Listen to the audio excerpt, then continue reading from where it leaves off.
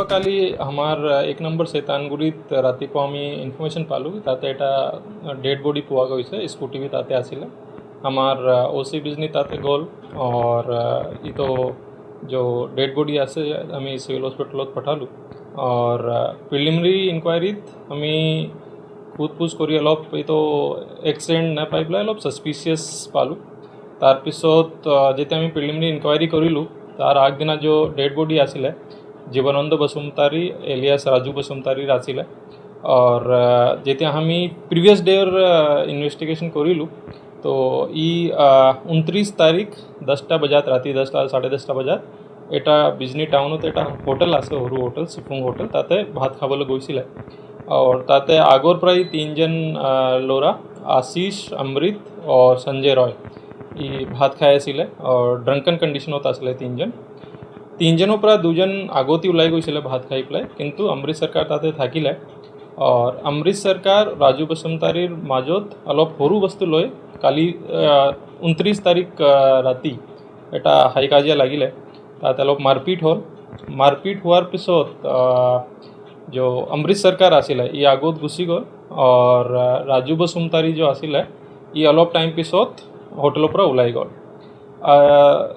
जो অমৃত সৰকাৰ আছিলে সিন্স ই আগত ওলাই গ'ল তাৰপিছত ই অলপ ই ঘটনা লৈ পেলাই প্লানিং কৰিলে কি ৰাজু বসুমতাৰীক কেনেকৈ মাৰিব और ইয়াৰ এটা বন্ধু আছে আশিষ মোদক जो আমি অলৰেডি এৰেষ্ট কৰিছোঁ তাৰ লগত ফোন যোগেদি নিজৰ প্লান শ্বেয়াৰ কৰিলে কি মই তাকে ফলো কৰিম তাৰ হাসৰাত গাঁও আছে और CCTV নাথাকা জেগাত মই মাৰিম তো যেতিয়া আমি তিনটা মানুহ এপ্ৰিহেণ্ড কৰাৰ পিছত যোৱাকালি এপ্ৰিহেণ্ড হৈছে আজি আমি এৰেষ্ট কৰিছোঁ তিনটাৰ মোবাইলটো আমি টেকনিক্যাল এনালিसिस কৰিলোঁ और দুটা মেইন অ্যাকিউজ जो আছে অমৃত সৰকাৰ और সেকেন্ড তাৰ বন্ধু जो আছে আশিষ মোদক তাৰ ফোন যেতিয়া আমি চেক কৰিলোঁ বহুতখিনি কল ৰেকৰ্ডিংছ আমি পাইছোঁ তাতে ই নিজে স্বীকাৰ কৰিছে নিজৰ বন্ধুকে কৈছে কি মই নিজৰ বাইক লৈ পেলাই তাৰ স্কুটিটো বগৰাই দিছোঁ তাৰপিছত পিটিছোঁ और আমি যিমান সার্কামস্টেন্সিয়াল এভিডেন্স और টেকনিক্যাল এভিডেন্স পাইছোঁ राजू बसुमतारी एलियास जीवनानंद बसुमतारी जो আছে तार मर्डर करा होइसे और मेन अक्यूज আছে अमृत सरकार और तार लगत प्लानिंग और सब वस्तु जो जाना আছে या आशीष मोदक আছে আৰু একজন जो आছিলে संजय राय तार আমি এতিয়া ইনভেস্টিগেশন কৰি আছো तार কি ইনভলভমেন্ট আছে তিনজন আজি এৰেষ্ট হৈছে আৰু আজি জেল হাজত আজি কোৰ্টত প্ৰোডাকশন আছে আমি ৰিমান্ডৰ কাৰণে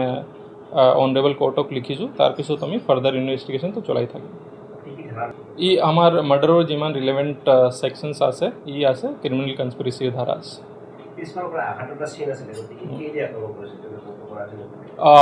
ই ৰাতি 29 তাৰিখ ৰাতি 11:34 নিজৰ বন্ধুৰ লগত আশিষৰ লগত নিজৰ প্লানিংটো শ্বেয়াৰ কৰিছে ফোন যোগেদি और আমি অডিও ৰেকৰ্ডিং পাইছোঁ